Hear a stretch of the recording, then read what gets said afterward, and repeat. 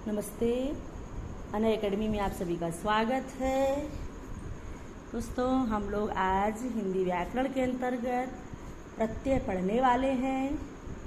प्रत्यय और उपसर्ग से हमारे परीक्षाओं में 1 से 2 क्वेश्चन जरूर रहते हैं, इसलिए हमें किसी भी टॉपिक को हल्के में नहीं लेना है।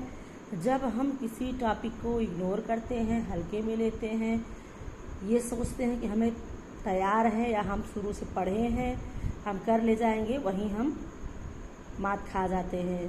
ठीक है, प्रत्यय और उपसर्ग को बहुत ही बारीकी से देखने की ज़रूरत है और हमें प्रतियोगी के दृष्टिकोण से पढ़ाई करनी है।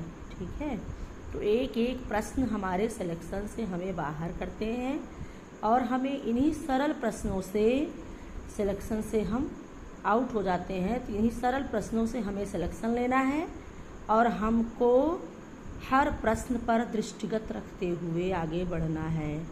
आइए हम लोग प्रत्यय देखते हैं क्या है। प्रति माने होता है साथ में, लेकिन बाद में। साथ में होता है लेकिन क्या होता है, बाद में। प्रति माने साथ में, पर बाद में। आय माने चलने वाला, जो शब्दों के बाद में लगकर चलता है वो प्रत्यय कहलाता है। वैसे आप जानते हैं प्रत्यय किसी शब्द के अंत में लगता है और एक नया अर्थ देता है। ठीक है, तो प्रत्यय देखते हैं। प्रति माने साथ में, पर माने बाद में, आय माने चलने वाला, पीछे चलने वाला। प्रत्ययों का अपना अर्थ कुछ भी नहीं होता है और न ही इनका प्रयोग स्वतंत्र रूप से किया जाता है। प्रत्यय का अपना अर्थ नहीं होता है और इनका प्रयोग स्वतंत्र रूप से नहीं होता है। तो कैसे होता है? प्रत्यय सदैव शब्दों के पीछे लगकर एक नया अर्थ देता है। ठीक है, आइए देखते हैं प्रत्यय क्या होता है। शब्दों के बाद जो अक्षर या अक्षर समूह लगाया जाता है, शब्दों के बाद जो अक्षर या अक्षर समूह लगाया जाता है उसे प्रत्यय कहते हैं। प्रत्यय अविकारी शब्दांश है। अविकारी जिसका विकार नहीं होता है। विकारी अविकारी शब्दों में आप पढ़ेंगे। प्रत्यय क्या होता है? प्रत्यय अविकारी शब्दांश है जो शब्दों के बाद में जोड़े जाते हैं। ठीक है, जैसे भला। भला एक शब्द है, भला में आई प्रत्यय जोड़ा गया है तो बन गया क्या? भलाई।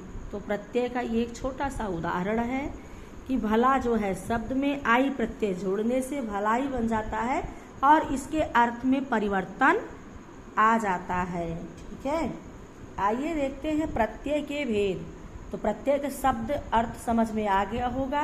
प्रति माने साथ में, पर बाद में, आय माने चलने वाला, जो शब्दों के बाद में लगकर चलता है, अर्थों में परिवर्तन लाता है, वो प्रत्यय कहलाता है। प्रत्यय का अपना कोई अर्थ नहीं होता है। जब वो शब्दों के साथ जुड़ता है तो उसका अर्थ हो जाता है। प्रत्यय इसका स्वतंत्र रूप से प्रयोग नहीं किया जाता। ठीक है, आइए देखते हैं प्रत्यय के भेद। मूलतः प्रत्यय के 2 भेद होते हैं। हमें हिंदी प्रत्यय पढ़ना है, जिससे कि पहला है कृत प्रत्यय, दूसरा है तद्धित प्रत्यय। ठीक है, कृत और तद्धित प्रत्यय। आइए देखते हैं कृत प्रत्यय क्या है, जिससे हम कृत को कृदंत कहते हैं। ठीक है, क्रिया या धातु के अंत में प्रयुक्त होने वाले, क्रिया या धातु के अंत में प्रयुक्त होने वाले प्रत्ययों को कृत प्रत्यय कहते हैं। ठीक है, जो क्रिया और धातु के अंत में जुड़ता है उसे क्या कहते हैं? कृत प्रत्यय कहते हैं। ठीक है, क्रिया जो हमारे द्वारा किया जाता है वो क्रिया प्रत्यय है और क्रिया में सदैव कृदंत प्रत्यय जुड़ता है, क्रिया में जब जुड़ जाता है तो कृदंत प्रत्यय कहलाता है। ठीक है, आइए देखते हैं कृदंत प्रत्यय।